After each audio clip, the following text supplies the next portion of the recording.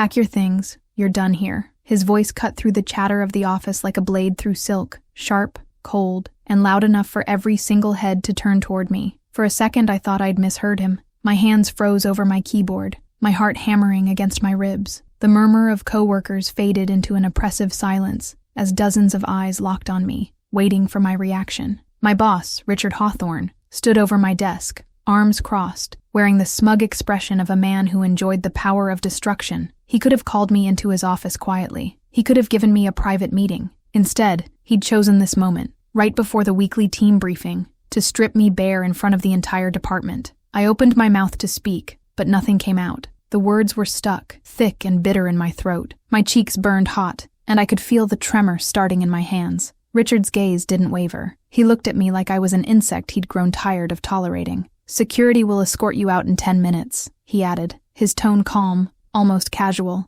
as though discussing the weather. I heard a gasp from somewhere to my right. Janice, one of the newer hires, quickly lowered her head, pretending to type, but I caught the flicker of sympathy in her eyes. Sympathy. The word stung almost as much as his cruelty. I had given this company 5 years. 5 years of late nights, skipped vacations, and missed birthdays. I'd been the one to pick up the slack when deadlines loomed, the one who soothed angry clients when Richard's arrogance pushed them to the brink. I had believed that loyalty mattered, that if you worked hard enough, played by the rules, and kept your head down, you'd be safe. But standing there under the fluorescent lights, with every pair of eyes witnessing my dismantling, I realized the truth. I'd never been safe. I'd just been useful, until I wasn't. No one spoke up for me. No one challenged him. The office, usually filled with the hum of keyboards and occasional laughter, felt like a frozen courtroom where my sentence had already been passed. I could see people pretending to look at their screens, but their eyes darted toward me in quick, guilty glances.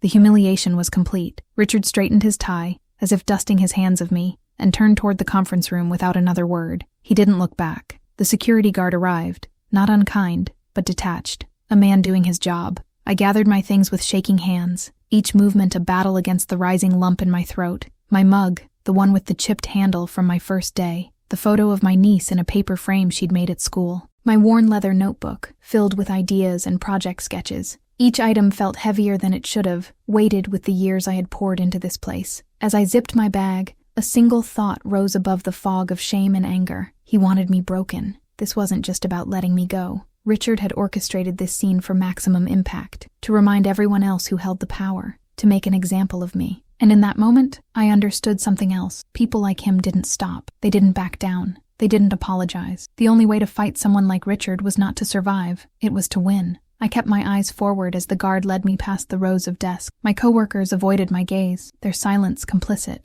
their fear palpable. My heels clicked against the polished floor, each step echoing like a drumbeat in my ears. When the elevator doors closed behind me, I let out a breath I hadn't realized I was holding. The air outside felt colder than it should have, the winter wind biting through my coat, as if to remind me that I was now truly exposed, stripped of title, income, and stability. But under the sting of humiliation, something else stirred. It wasn't resignation. It wasn't despair. It was a seed, small, hard, and burning with the faintest ember of defiance. He thought he'd ended my story. He had no idea he'd just started it. The next morning, the silence in my apartment felt heavier than usual, as though the walls themselves had absorbed my humiliation from the day before. My desk was still cluttered with the remnants of work I'd brought home, contracts, half-filled notebooks, and sticky notes covered in scribbles of deadlines that no longer mattered. For the first time in 5 years, my phone didn't buzz with early morning emails or panicked calls from Richard demanding a presentation in 20 minutes or less. The absence of chaos should have felt liberating.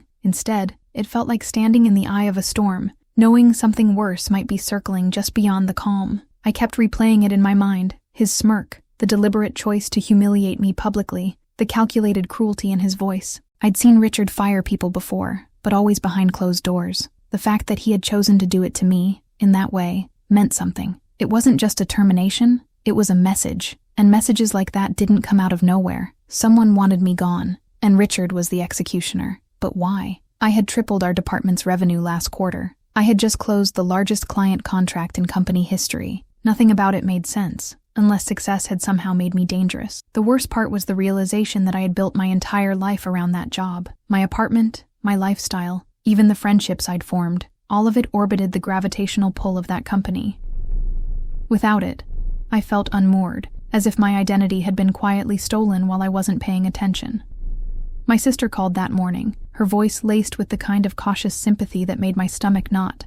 "You should take a break," she said gently. "Rest, regroup, maybe travel for a while." But rest wasn't what I wanted. I didn't want to disappear. I wanted to understand, and I wanted to make sure Richard never had the chance to do to someone else what he had done to me. After a shower that did little to wash away the metallic taste of bitterness in my mouth, I opened my laptop. My instinct was to update my resume, start the long and tedious process of job hunting, but my fingers hovered over the keys, frozen. Every fiber of my being resisted the idea of going back to the same corporate hamster wheel, smiling politely, bowing to egos, and hoping no one decided I was expendable again. I didn't want to find another job. I wanted to create one, a space where people like Richard couldn't exist, a company built on the opposite of what he stood for. It was a ridiculous thought. I didn't have the capital, the connections, or even a concrete plan. But as I sat there staring at the blank screen, an image began to take shape in my mind. I saw a workspace, with sunlight streaming in, employees laughing without fear of reprimand,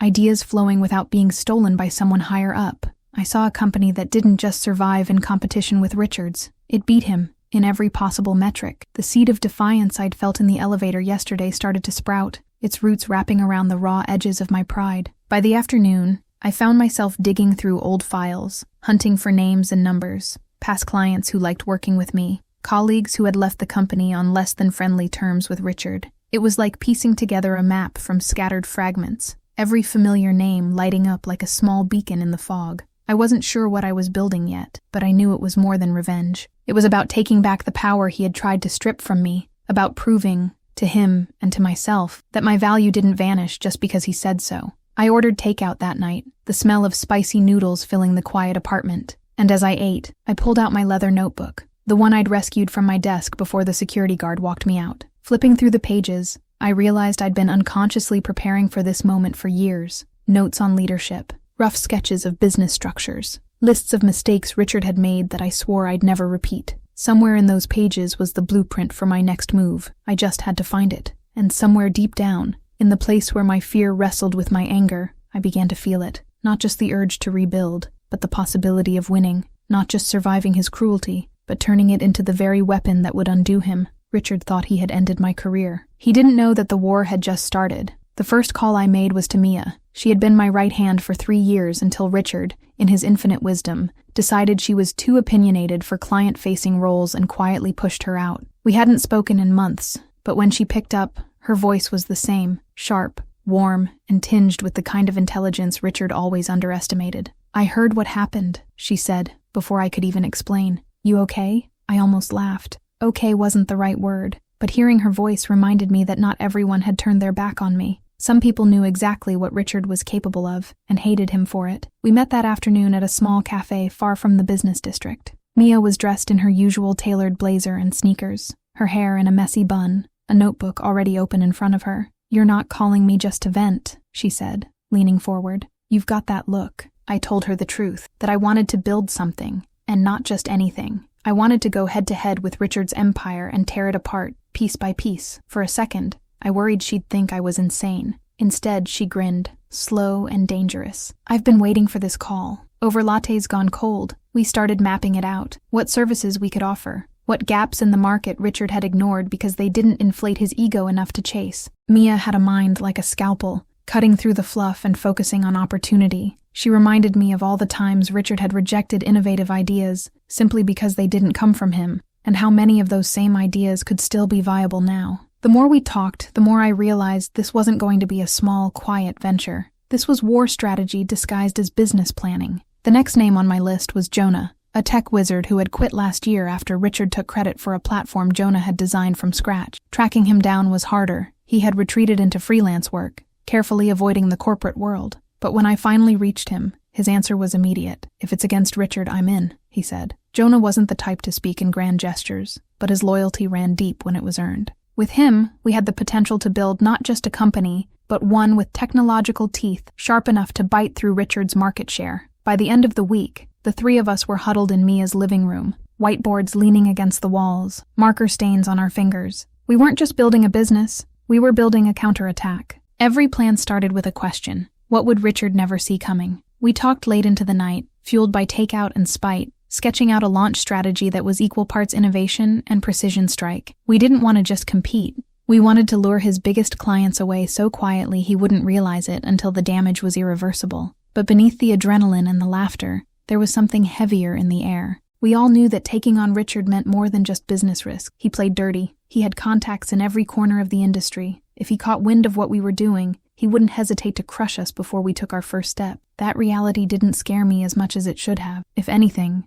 it sharpened my resolve. Losing my job had stripped away the illusion of safety. Now, I wanted the fight. On the third night of planning, I pulled out my old leather notebook and flipped to a page I'd nearly forgotten. It was dated 2 years ago, a list titled, "If I Ever Run My Own Company." Reading it now felt eerie, almost prophetic. Fair pay, transparent leadership, no stolen credit for work. It was everything Richard's company wasn't. I read it aloud, and by the time I finished, Mia and Jonah were smiling like they'd just seen the future. In that moment, the plan stopped being theoretical. We were going to do it, and we were going to win. As I left Mia's that night, the air was cold enough to sting, but I didn't care. For the first time since that humiliating afternoon in the office, I wasn't replaying Richard's smirk in my head. I was picturing his face the day he realized I had become the competition. Not just another rival in the market, the rival who knew his weaknesses better than anyone alive. And somewhere deep in my chest, that thought lit a fire that wasn't going out anytime soon. The first step wasn't about building our brand. It was about weakening his. We knew Richard's pride rested on 3 marquee clients, long-term contracts that brought in more than half the company's revenue. If we could even shake one of those relationships, it would leave a crack big enough to slip through. Mia knew the weak point, Landmark Consulting. She had handled their account personally until Richard yanked her off and replaced her with someone cheaper, assuming the client would stay no matter what. She'd heard whispers that Landmark wasn't happy with the change. All we had to do was give them a better option. Us. We didn't have an office yet. We didn't have a registered name, but we had Jonah's laptop, Mia's industry knowledge, and my Rolodex of favors owed. We set up a presentation under the guise of an independent consultancy. No logos, no hint of competition. Jonah mocked up sleek prototypes that made Richard's outdated platform look like it belonged in a museum. Mia crafted a pitch that didn't just promise results. It exposed exactly where Landmark was losing money under their current deal, without ever saying Richard's name. It was surgical, almost cruel in its precision. The meeting was set for a Wednesday afternoon in a quiet corner booth at a downtown wine bar. Landmark's COO, an elegant woman named Eleanor, walked in with the cool, detached look of someone who had heard one too many pitches in her life. But as Mia spoke, her expression began to shift. By the time Jonah demoed the real-time analytics dashboard, she was leaning forward, her wine untouched. "And how quickly could you implement this?" she asked. The question wasn't just curiosity. It was interest, the kind that made my pulse race. We didn't answer right away. Instead, I leaned in and said, "We could have you fully transitioned in under 60 days, without disrupting your operations." It was a gamble, but the truth was, we could do it in 45 if we pushed hard enough. Eleanor studied us for a long moment, then said something that almost made me smile. "I've been waiting for Richard's arrogance to catch up with him." And just like that, the first crack appeared in his empire. When we left the bar, Mia looked almost giddy, though she tried to hide it. "If Landmark signs with us, Richard's going to lose his mind," she said, her breath turning to mist in the cold air. I didn't disagree, but I reminded her, the key was subtlety. We couldn't let him connect the dots too soon. If he figured out we were behind this before we were ready to go public, he'd launch every legal and professional weapon he had to shut us down. We needed to stay ghosts until we were untouchable. For the next 2 weeks, the 3 of us lived on coffee and adrenaline. Jonah worked through nights, perfecting the back-end architecture. Mia refined the pitch into something airtight. I handled the business logistics, incorporation, banking, contracts, all under a shell name that wouldn't raise suspicions. Every time my phone buzzed, I half expected it to be Richard, somehow already knowing, but it wasn't. He was still in the dark, still confident in his untouchable position. The call from Eleanor came on a rainy Thursday. "We're in," she said simply. "I'll have legal send over the termination notice for Richard's company by the end of the day." It took everything in me not to shout. We'd done it, landed a client that Richard had considered permanent, a fixture in his world, and he didn't even know yet that it was us. But that ignorance wouldn't last forever. This was the first strike, and it had landed perfectly. Now, we had to prepare for the retaliation that was inevitably coming. That night, as I sat alone in my apartment, I thought about the moment Richard would find out. I pictured the way his smirk would falter, the disbelief in his eyes. But I also knew this wasn't about ego anymore. It was about proving to myself that I wasn't defined by the moment he humiliated me in front of the entire office. This was about taking back power, not just from him, but from every fear he'd planted in me over the years. And tonight, for the first time, I could almost taste victory. Richard didn't notice at first. He was too busy gloating over some minor industry award he'd convinced himself was a major win. The landmark account, he thought, was locked in until at least next fiscal year. But 2 weeks after Eleanor's call to us, an email landed in his inbox, a formal termination notice. According to Mia's contact still inside the office, he'd read it twice before realizing it wasn't some clerical error, and then the storm began. He called emergency meetings, barked at his managers, and tore through the office like a man hunting for a traitor. Still, he didn't know. Not yet. What made the loss sting even more for him was the way Landmark phrased it. "We've found a solution better suited to our evolving needs. No drama, no specifics, just a clean break that offered him nothing to fight against." That vagueness would drive him mad, because Richard thrived on confrontation, on knowing exactly who to crush. Without a target, his rage had nowhere to go, so it just boiled inside him, looking for cracks in his own house. The rumors started almost immediately. Someone in accounting swore they'd heard Richard mutter about a ghost competitor. A junior manager told Mia's inside contact that Richard had been making late-night calls from his office, trying to dig up intel, but without a name, without even a logo to chase. His hands were tied. That was exactly how I wanted it. Let him sweat. Let him wonder if the ground beneath him was as solid as he thought. Inside our small rented co-working space across town, the mood was different. We weren't celebrating anymore. We were plotting. Landmark was our proof of concept, but we couldn't stop there. Jonah was already in talks with another potential client, one Richard had burned years ago, but had never fully lost. Mia was fine-tuning our onboarding process so that every new client could transition seamlessly, no matter how complex their operations. I was focused on something more strategic, timing our next move so Richard would still be reeling when the second hit landed. But even as I tried to think purely in terms of tactics, there was a personal thrill I couldn't shake. Every piece of progress felt like reclaiming something he had stolen from me that day in the office. The more I watched our little team grow sharper, more confident, the more I realized we weren't just building a company, we were building a weapon. And the best part? Richard had no clue we were loading it right under his nose. By the end of the week, we had word from Mia's source that Richard had begun interrogating his own sales staff, demanding to know who had leaked client dissatisfaction to competitors. His paranoia was turning inward, and that was a dangerous and useful thing. A paranoid leader makes mistakes. He alienates people. And in a company already held together by fear and ego, that could become our biggest advantage. One night, long after Jonah and Mia had gone home, I sat alone at my desk, the city lights bleeding into the room through the window. I imagined Richard in his penthouse office, pacing, replaying every conversation from the past month, trying to spot the betrayal. He would never guess it came from me, the person he thought he'd crushed completely. That was the beauty of it. He thought I was gone, but I was right here, in the shadows, taking everything piece by piece. The first blow had landed, the second was coming, and when it did, Richard wouldn't just feel the loss, he'd feel the ground give way beneath him. That's when I'd step into the light, and he'd finally see whose hands had been pulling the strings all along. It happened faster than even we expected. The second client wasn't just a name on a contract, they were one of Richard's oldest partnerships, a company that had been with him since his early days. They'd weathered his temper, his arrogance, and his greed for nearly a decade. But all it took was one quiet meeting in a hotel conference room,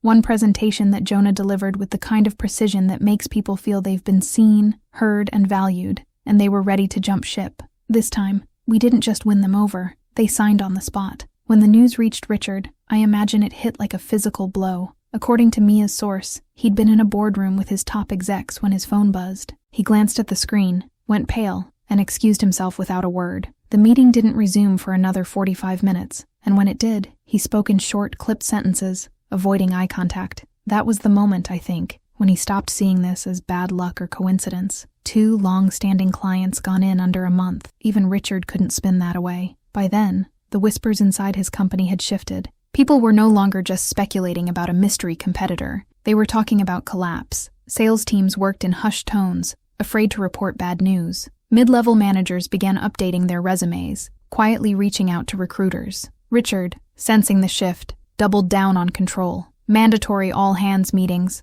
surprise audits, performance reviews scheduled with almost no notice. But the tighter he pulled the reins, the more his people wanted to run. We kept pressing. Jonah secured a meeting with another of Richard's clients, a massive account we knew would shake the industry if they defected. This wasn't just about Richard anymore. It was about making our presence undeniable. We were no longer a shadow in his periphery. We were becoming the thing people whispered about in industry hallways, the name they wouldn't say too loudly for fear it might draw attention. And still, Richard had no face to attach to the threat. It was around this time that I started to think about the day he fired me, the smug tilt of his head, the way he'd smirked when he said, "You'll never work in this town again." I wondered if he replayed that moment now, wondering whether the person he'd humiliated in front of an entire office might be the same one dismantling his empire. But no, Richard's arrogance was too deeply rooted. To him, I had been erased that day. The idea that I could come back stronger wouldn't fit into his worldview. Not yet. Mia kept feeding me details from our source, and one night she sent me a message that made me stop cold. He's starting to suspect the old guard.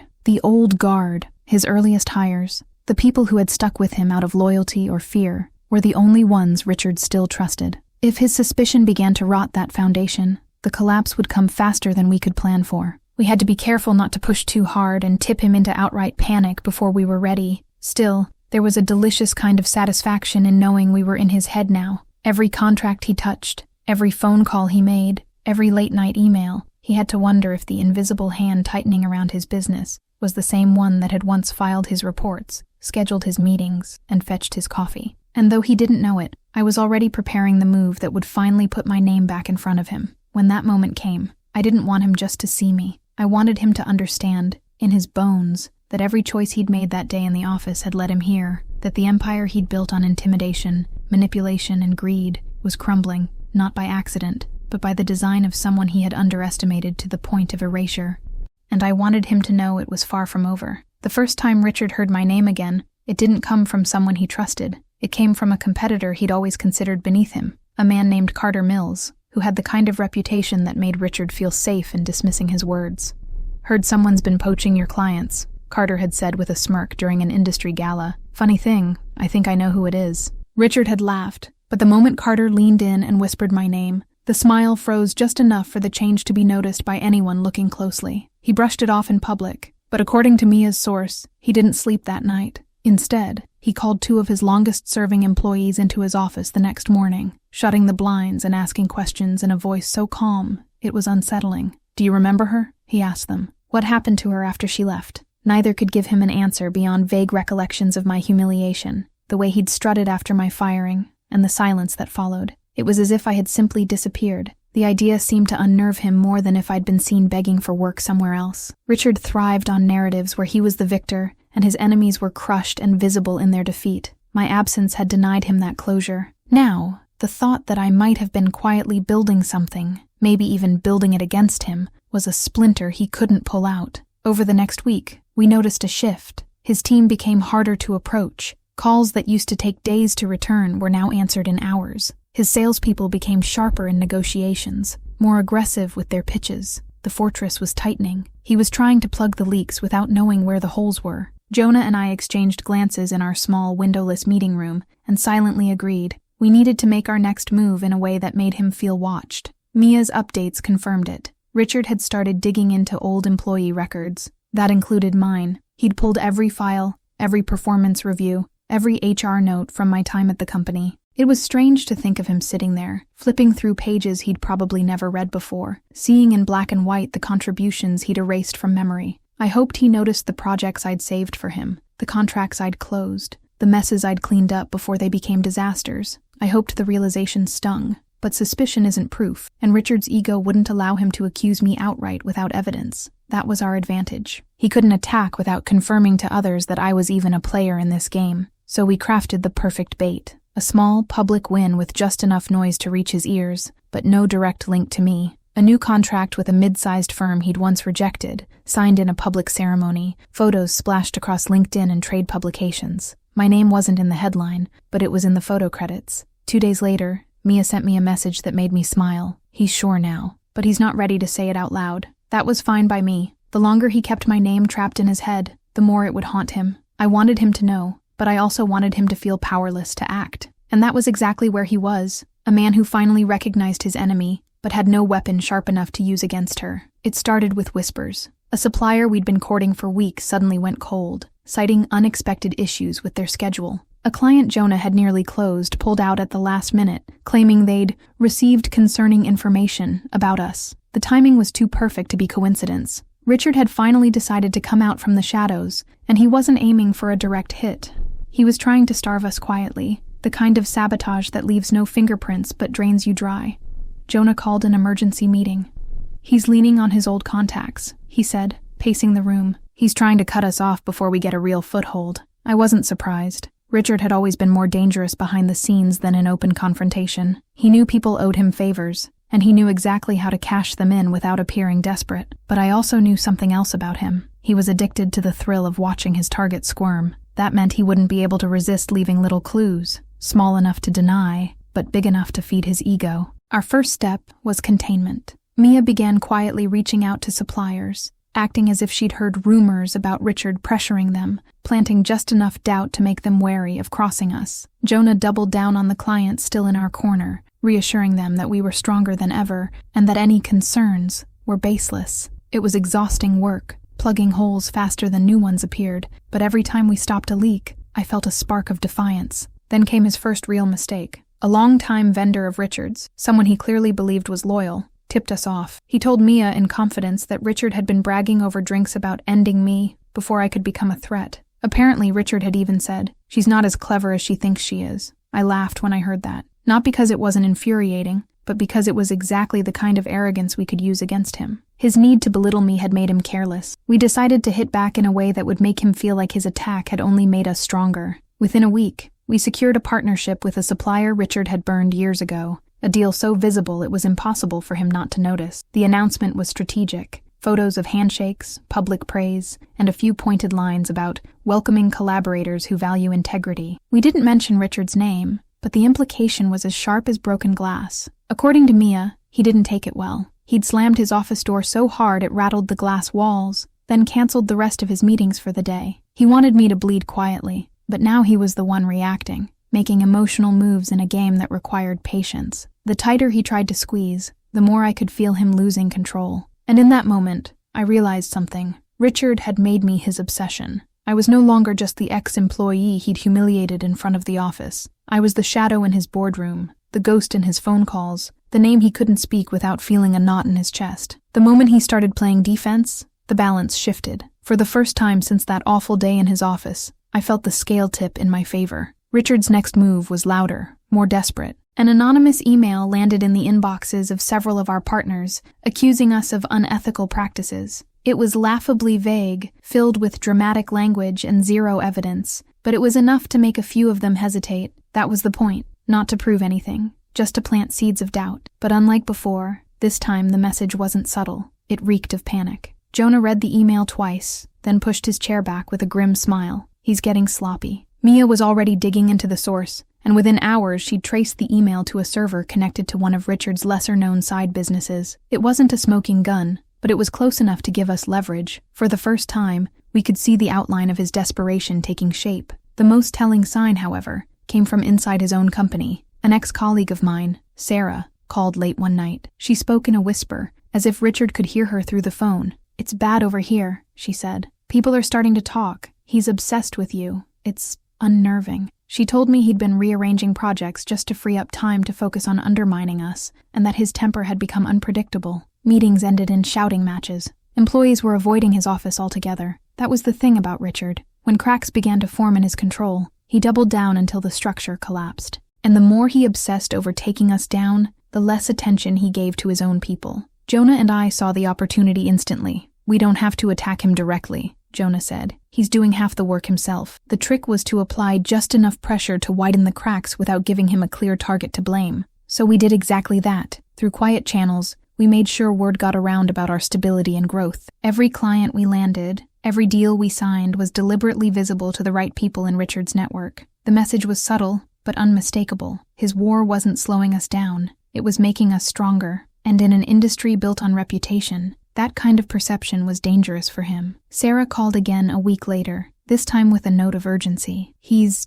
different, paranoid. He thinks you've got spies in the company." The truth was, we did, in the sense that people were now volunteering information without us even asking. His own employees were so fed up with his behavior that they were feeding us insights like breadcrumbs. That was the most ironic part. Richard was creating the betrayal he feared. The real turning point came when we heard he'd lost a major account he'd been counting on for months, not to us, but to another competitor entirely. Word was, the client had been uncomfortable with his increasingly erratic communication. I didn't need to see his face to know how deeply that cut him. Losing to me was one thing, losing because of himself was another. In that moment, I realized something important. Richard's downfall wouldn't come from me landing some dramatic public blow. It would come from him unraveling piece by piece, until the empire he'd built no longer feared or respected him. My role was simply to keep pushing, just enough for him to feel the walls inching closer. And while part of me wanted revenge to be swift, there was something intoxicating about watching him dismantle himself. Every rumor,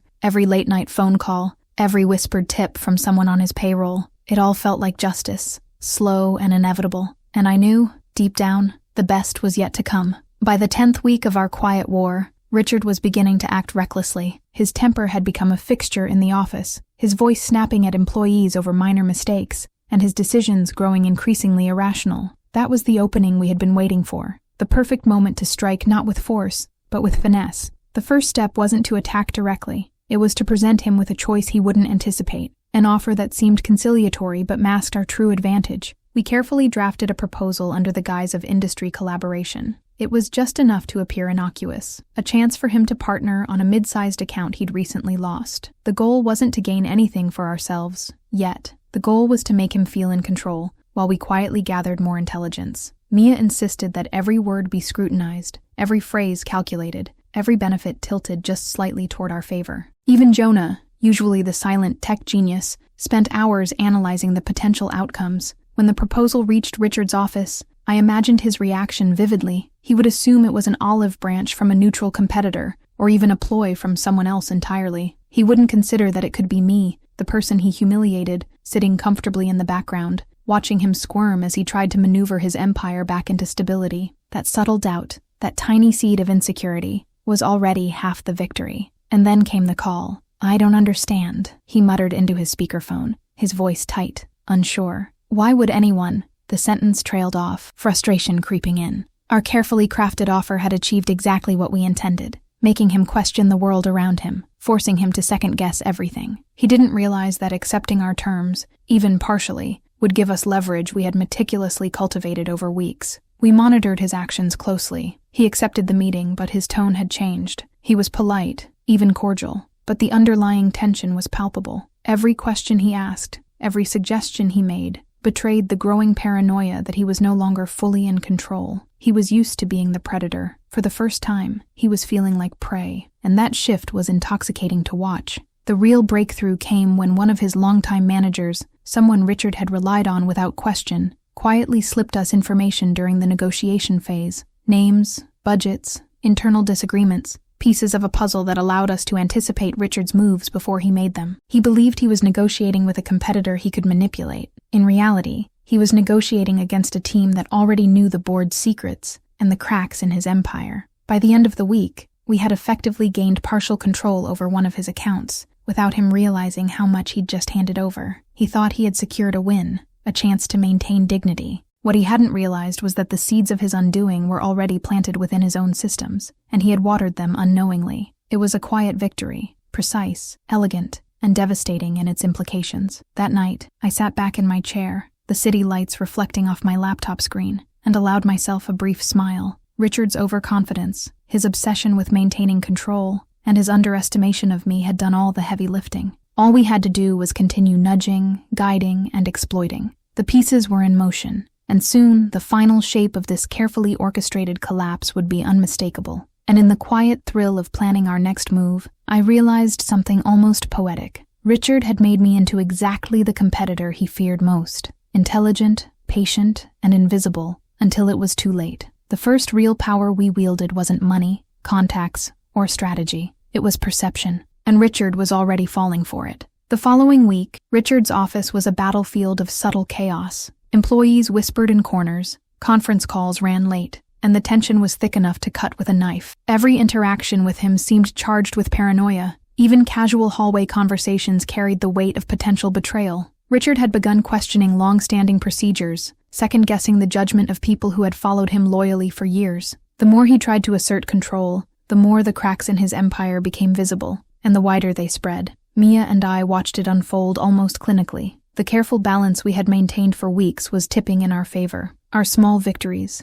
each discreet yet deliberate, had begun to accumulate into a visible shift of power. Clients who had once hesitated were now seeking us out. Employees who had tolerated Richard's ego were quietly hinting to us about inefficiencies, internal conflicts, and opportunities we could exploit. It was no longer just a business rivalry. It had become a psychological game, and we held the upper hand. Jonah reported another win. One of Richard's largest accounts, long considered untouchable, had requested a proposal from us without realizing the implications. "He doesn't even know he's losing it," Jonah said, barely hiding his excitement. The irony wasn't lost on any of us. Richard's attempts to micromanage every detail had blinded him to the very threats he had created. His obsession with attacking us had inadvertently made him vulnerable in ways he could never have anticipated. Meanwhile, Richard's personal life began to fray. Mia's insider source whispered that he had started snapping at friends and family, isolating himself in the pursuit of control. Every missed opportunity, every client we quietly absorbed,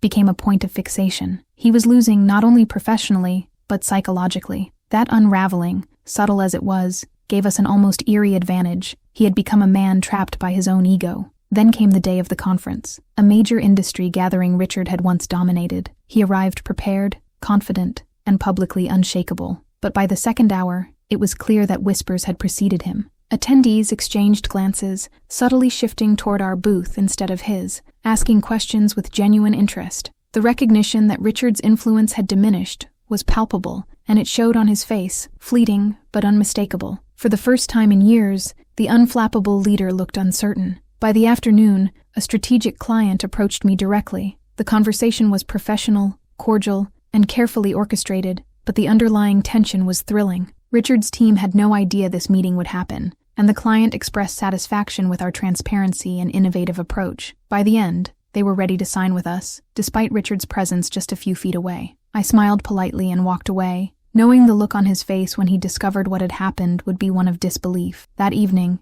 Mia and I reviewed the events over a quiet dinner. The thrill of watching Richard unravel was tempered by strategy. We had to maintain control without revealing ourselves prematurely. "He's not going to see it coming," Mia said. "Not until it's too late." I agreed. Every move had to be calculated, every step precise. If we misstepped, we could tip him off and lose the advantage we had worked so meticulously to gain. As I sat alone later that night, replaying the day's victories, I couldn't help but reflect on how fragile Richard truly was. His confidence had always been a carefully constructed facade, and now it was cracking under pressure we had applied silently, invisibly, deliberately. The power balance was shifting, and he had no idea who was behind the shift. Our work wasn't just about business dominance anymore. It was about psychological supremacy, and in that quiet moment, I understood the most important truth. Victory over Richard wouldn't come from direct confrontation. It would come from precision, patience, and watching him destroy himself slowly, while we quietly guided every move he made. The cracks were widening, and I could feel the endgame approaching, closer than ever before. Richard's paranoia had reached a fever pitch. He began scrutinizing every contract, questioning every client meeting, and demanding constant updates from his team. Even small mistakes became amplified in his mind, like cracks in a dam threatening to burst at any moment. Employees were walking on eggshells, terrified that a wrong word would trigger an explosive reaction. What had once been his carefully maintained empire now resembled a house of cards, fragile, unstable, and ready to collapse. We used his obsession against him. Every time Richard made a hasty decision, we were ready to anticipate it. Jonah set up alerts to track his company's public communications, while Mia continued to cultivate insider information. Every rumor, every small misstep, every panic-driven choice he made fed us intelligence. It was as if we were conducting a symphony, and Richard was unwittingly providing the instruments. Each note of his miscalculation played perfectly into our hands. Then came the subtle sabotage. One of his clients, a mid-sized firm, contacted us with complaints that mirrored issues Richard had promised to fix but ignored. Jonah and I knew it wasn't mere chance. Richard's obsession with micromanagement had created gaps that left his clients vulnerable. We swooped in with solutions, guidance, and a flawless proposal, showing the client that we were reliable, proactive, and attentive. The look of disbelief on Richard's face when he learned what had happened was exactly what we needed. Mia's insider source reported an incident in the office. Richard had demanded a meeting with his top managers and berated them for letting things spiral. One by one, the The people who had supported him for years began to falter under the pressure. The fear he once instilled had transformed into resentment, uncertainty, and quiet defiance. His control was slipping, not because of our direct attacks, but because his own empire could no longer sustain his volatility. We decided to escalate carefully. A high-profile client Richard had long considered untouchable became our target, but instead of a direct approach, we orchestrated a scenario that would make him look incompetent. Mia leaked subtle hints of dissatisfaction, a few carefully planted concerns about his responsiveness, and enough noise to make him chase shadows. The result was immediate. Richard wasted hours firefighting problems that didn't exist, leaving the real opportunities wide open for us to seize. By midweek, the effects were undeniable. Employees began whispering about alternative options, and clients were reaching out directly to us, often under the radar of Richard's team. Each victory was invisible to the public, but devastating to him privately. His ego, his reputation, and his perceived control were unraveling simultaneously, and the cracks were now wide enough for us to exploit more aggressively. Richard, desperate to regain control, called an emergency strategy session. He demanded immediate results, and his tone suggested he might explode if things didn't go his way. But we were ready. Every move he attempted to tighten the grip only revealed more vulnerabilities. Each act of aggression, each attempt to intimidate, played directly into the narrative we had carefully constructed. That Richard was losing not just clients, but authority, influence, and respect. That night, I reflected on how far we'd come. We had gone from a small, almost invisible challenge to a dominating force in Richard's world, all while he remained oblivious to who was orchestrating it. The trap had tightened, and the net was closing. He was still dangerous, still unpredictable, but now his own actions were leading him deeper into the snare we had prepared. And as I planned the next stage, a thrill ran through me. The endgame was no longer theoretical, it was imminent. Richard was cornered, exhausted, and flailing, and all the pieces were aligned for the final revelation. Soon, he would realize that the person he thought he had erased, the one he humiliated in front of the office, was the one standing above him, in control, ready to claim what had always been rightfully ours. Richard woke that morning feeling cornered, though he refused to admit it even to himself. The office was a battlefield of unspoken discontent. Whispers followed him down hallways, eyes flicked nervously during meetings, and clients were quietly slipping away despite his frantic attempts to regain control. The empire he had once ruled with an iron fist was now a fragile shell of its former self, cracking under the weight of paranoia and mismanagement. He refused to see the hand behind it, convinced the collapse was the result of minor incompetencies, unlucky circumstances, or betrayal by someone else entirely. By midweek, the cracks had widened enough that even his closest allies began to doubt him. Managers whispered privately about his erratic decisions, and some senior employees quietly explored options with competitors,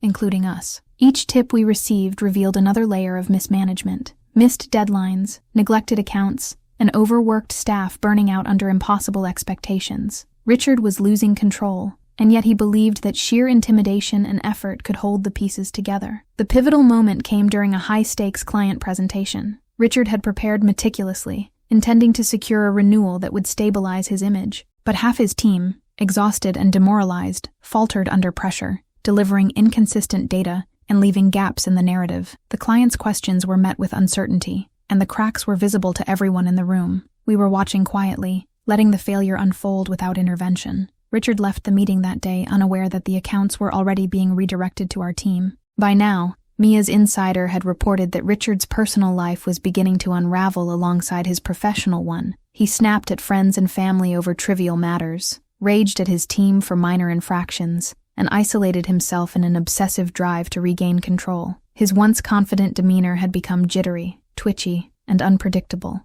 The man who had humiliated me so publicly was now haunted by doubt and desperation. Every move he made to reclaim power played into the trap we had laid. Jonah and I began accelerating our efforts. We secured a second major client who had been on Richard's radar for months, exploiting the vulnerability his erratic behavior had created. We didn't make it public. We didn't need to. The knowledge would spread through his network naturally, subtly reinforcing the narrative that his empire was weakening. Each victory was a stone in the foundation of his collapse, carefully placed to ensure the structure would crumble in a controlled, predictable way. Richard tried to retaliate, but his moves lacked strategy. He attempted to cut off our leads through underhanded pressure, leveraging old relationships to intimidate clients. But by now, the clients were wary of his volatility. The tighter he tried to squeeze, the more resistance he encountered. His empire was a house of cards, and he was shaking it violently instead of carefully propping it up. We watched silently, knowing the more he struggled, the faster he would fall. One evening I received a message from an unexpected source,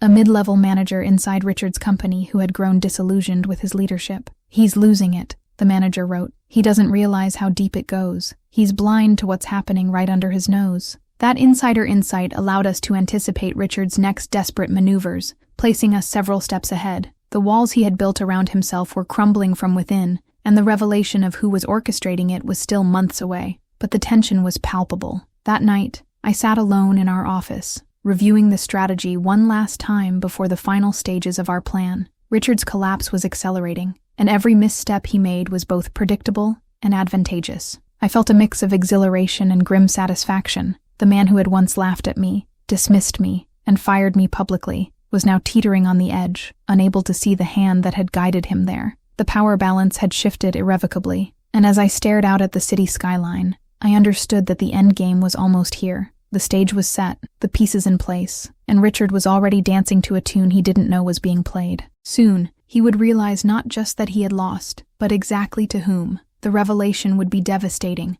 and the collapse complete. All that remained was the final move. Richard's world was beginning to feel like a nightmare he could not wake from. Every client he attempted to engage was already subtly aligned with us. Every employee he tried to intimidate whispered behind his back, and every move he made seemed to backfire spectacularly. He had spent years building a fortress of influence and intimidation, and now it was crumbling piece by piece. Yet he still didn't know the architect behind his undoing. That ignorance gnawed at him relentlessly. The tipping point came at a high-profile industry gala. Richard had attended, confident in his public image and expecting applause for recent wins. But the room subtly shifted around him. Clients we had quietly won were there, smiling, shaking hands with our team, praising innovation and vision, all of it silent, understated, yet impossible for him to ignore. His eyes flicked repeatedly, searching for a familiar face, a clue, but none appeared. He couldn't name the person orchestrating the shift. Mia and I positioned ourselves strategically, mingling inconspicuously, observing him watch the subtle erosion of his power.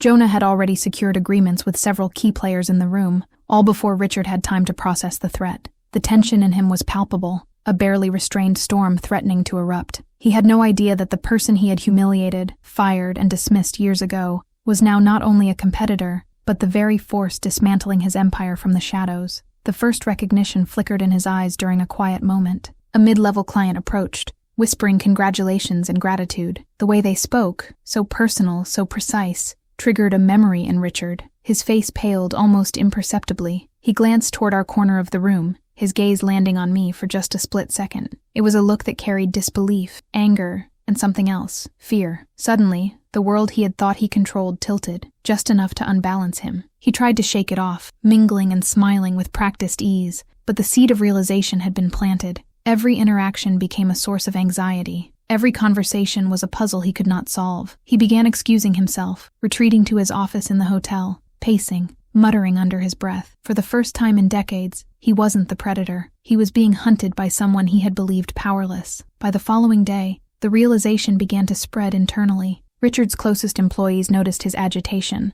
his abrupt decisions, and his increasingly erratic behavior. They began questioning him subtly, pushing back on unreasonable demands. He was flailing, and the perception that he was losing control became undeniable. Our carefully orchestrated campaign had reached its apex. Richard had recognized the threat, but could not name the hand guiding him. Then came the final confrontation. In a private meeting with several key clients and his top executives, Richard attempted to assert authority. His words were forceful, even desperate, trying to rally support and project strength. But the room was quiet, skeptical, and polite only on the surface. When I entered the space, unannounced but calm, the color drained from his face. Recognition struck fully, and the silence became deafening. Richard's eyes locked on me, and the realization hit with staggering force. Every misstep, every client lost, every moment of humiliation he had suffered was now part of a pattern he could not escape. The person he had once thought destroyed, the one he had publicly fired and dismissed, stood before him, composed, confident, victorious. The shock froze him in place. His empire, once a reflection of his arrogance, was crumbling at the hands of someone he had underestimated entirely. The room held its collective breath. Richard was speechless, unable to articulate a response. The revelation was complete. For the first time, the full weight of his actions, the hubris, The cruelty, the arrogance, collided with the reality of his defeat. And as the clients and executives processed the moment, the implications rippled outward. The predator had become prey, and the quiet, meticulous strategist he had ignored for years had taken her rightful place at the helm. The morning sunlight spilled into the city like liquid gold, illuminating the towering glass buildings that once symbolized Richard's invincible empire. But today, that empire looked fragile, hollow, and vulnerable, just like the man at its center. Richard sat in his office, surrounded by evidence of his unraveling. Emails he couldn't explain, clients he had lost, and employees whose loyalty had quietly shifted. For months, he had believed he controlled the game, that every move was calculated to preserve his dominance. Yet here he was, blindsided by the very person he had humiliated, fired, and thought powerless. Me. I arrived quietly, deliberately, letting the weight of my presence fill the room before he could speak. The look on his face was priceless. Disbelief, panic, fury, and a flicker of fear all tangled together in a chaotic expression he could no longer hide. He had spent years constructing a facade of invincibility, projecting an aura of untouchable authority, and now it had evaporated in an instant. The man who had fired me publicly, confident that I would vanish without a trace, was frozen. His empire had been stripped away piece by piece, and he now realized the architect of that destruction was standing mere feet from him. I let him absorb the moment fully, pacing slowly around his office, examining framed awards he had displayed with pride, imagining how hollow they must feel now. Every award, every plaque, every signed contract he once believed proved his superiority was meaningless in this moment. I spoke quietly, each word deliberate. Richard, do you finally understand? Every move you made to try and destroy me, it only built the ladder I climbed to stand above you. His jaw tightened, and he opened his mouth, but no words came. His ego, once a fortress, had become a prison. He tried to recover, to assert some fragment of control, raising his voice and gesturing wildly toward the evidence of our victories, the contracts, the client lists, the quietly shifted alliances. This isn't possible, he shouted. I controlled everything. You can't. His voice faltered, desperation creeping in. The room was silent, his employees watching, sensing the shift, realizing fully that their leader was no longer in command. His power had evaporated quietly, invisibly, and the revelation was absolute. I walked closer, keeping my tone calm and deliberate, almost mocking in its serenity. You underestimated me, I said. You humiliated me, thinking I would disappear. You assumed your network and ego were enough to protect you. But all of your arrogance blinded you to the simple truth. I never left. I never stopped. And now everything you built is unsteady because it relied on fear, not respect. Each word landed like a hammer, echoing through the office walls. Richard's fists clenched on his desk, knuckles white, as he tried and failed to regain composure. His employees, once loyal to a fault, now exchanged glances, understanding the full scope of his defeat. Clients had quietly shifted their trust. Partners had subtly realigned, and Richard's once feared reputation was fractured beyond repair. The man who had ruled through intimidation was powerless to correct the course, unable to salvage the loyalty he had assumed was guaranteed. And all the while, I remained composed, the calm eye of a storm he could no longer control. In that moment, the final realization struck him. He had been outmaneuvered, not by brute force, not by public confrontation, but by strategy, patience, and subtlety. Every loss, every minor misstep, every whisper of doubt he had ignored or mismanaged had been guided by me. He understood too late that the war he had waged to maintain dominance had been orchestrated to ensure his downfall. His arrogance had become the instrument of his undoing, and he had played it perfectly for me. He sank into his chair, head in his hands, unable to articulate even a single plan of recovery. I allowed the silence to linger, oppressive, suffocating, the weight of inevitability pressing down on him. This wasn't just a business victory. This was personal, profound, a reckoning that exposed the vulnerabilities he had hidden from the world. His empire, built on control and fear, had been quietly stripped away, and the revelation of who had done it was both private and humiliating. Finally, I spoke again, softly this time, almost pitying. Richard, the world you built depended on fear, ego, and the assumption that no one would challenge you. But I challenged you. I rose while you watched, invisible until the moment you couldn't ignore it. And now, you see the truth. The predator you believed yourself to be is no longer in charge. His gaze lifted slightly, eyes wide, and for the first time, the man who had once exuded unshakable confidence felt entirely powerless. The room seemed to shrink around him as I outlined the final terms. His network of clients, the shifted employees,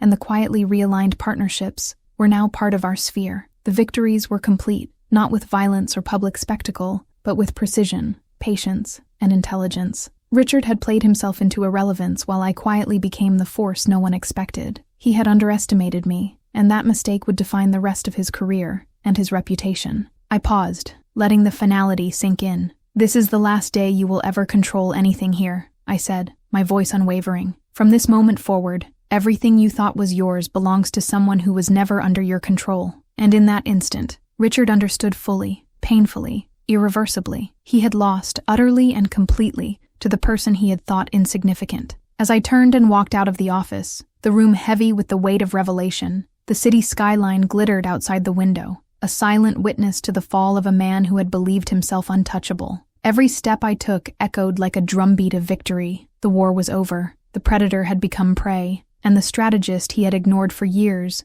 now held the throne he had tried to occupy through fear alone. The victory was complete, and Richard's empire would never be the same again. The final truth lingered in the air. Power taken by arrogance can always be reclaimed by patience, intelligence, and resilience. And I, the woman he had once fired and humiliated, had done precisely that.